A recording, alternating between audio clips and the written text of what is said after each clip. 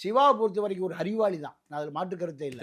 திருச்சி சிவா 3 இளைஞர்கள் எமர்ஜென்சியில் ஜெயிலில் இருக்காங்க.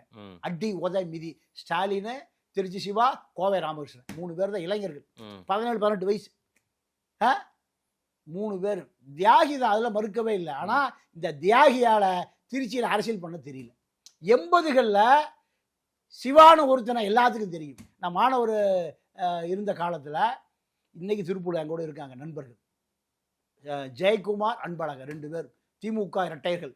திருப்பூர் அவங்க தான் 2 பேரும் தான் பெரிய மாணவர் திமுகங்க. 2 பேரும் வாய்க்கு வாய் சிவா சிவாங்குவாங்க.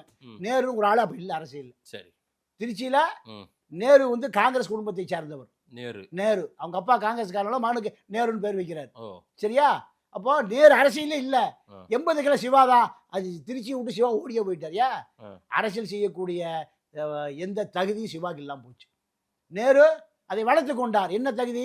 காக்கா குடிக்கிறது, நீங்கள் சதி சூது எல்லாம் அரசியல். இது சிவாக்கு தெரியல. இப்போ காமராஜர் அசிங்கப்படுத்தி தன்னுடைய இடத்தை தக்க வைக்கிற நிலைமைக்கு இறங்கி வந்துட்டார். இப்போ இது இப்படி தான் பார்க்கணும். அப்போது என்ன நடந்ததுன்னா, நாகர்கோயிலில் திமுகவும் காங்கிரஸும் கூட்டு கருணாநிதி சுற்றி பிரச்சாரம் பண்ணுறார். யாரை தோக்கடிக்க? காமராஜை தோக்கடிக்க. காமராஜ் வேறு வழி இல்லாமல் காமராஜுக்காக சொந்த சாதி மக்கள் அப்புச்சின்னு கருணாநிதி எங்கே போனால் கல்ல விட்டு அடிக்கிறான். ஒரு பெரிய ஒரு தொழிலதிபர், ஒரு பிடபிள்யூ கான்ட்ராக்டர், இந்த ராமேஸ்வரம் பாலமெல்லாம் கட்டுதான் வந்தான். நம்ம எங்கள் மண்டபம் பாலமெல்லாம் அந்த ஆளு கருணாநிதி எதிரி கடுமையான பிரச்சாரம் பண்ணுறான் காமராஜருக்கு.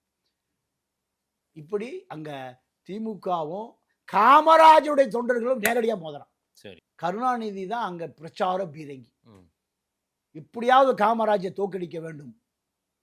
இந்திரா காந்தியினுடைய கட்டளைக்கு இணங்க கருணாநிதி சுற்றி பிரச்சாரம் பண்றாரு. மக்கள் பூரா கருணாநிதி வண்டி அடிக்கிறான், உதைக்கிறான், தாக்கப்படுகிறான். கருணாநிதி சொல்வார், திருநெல்வேலி எங்கள் எல்லை, நாகர்கோயில் எங்கள் தொல்லை.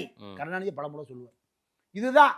அப்போ காமராஜ் எந்த வகையிலும் வெற்றி பெற்ற கூடாது என்பது, மீண்டும் அரசியலுக்கு வந்தாருன்னா இந்திரா காந்தி பெரிய இடைஞ்சல் பண்ணுவார்.